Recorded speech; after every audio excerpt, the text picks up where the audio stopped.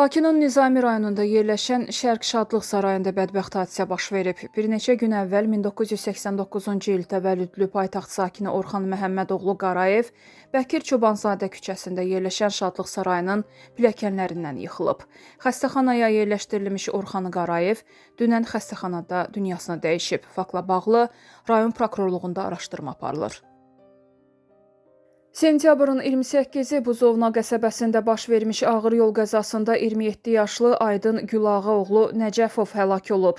İdarəetmədən çıxaraq hasara çırpılan BMW markalı avtomobilin sürücüsünün fotoları yayılıb. Qeyd edək ki, daha əvvəl hadisə anını əks etdirən görüntülər də yayılmışdı. Görüntülərdən məlum olur ki, sürətlə hərəkətdə olan avtomobil manevr edərkən sürücü nəzarəti itirib və nəqliyyat vasitəsi yoldan çıxaraq Səkiyə doğru istiqamətlənib.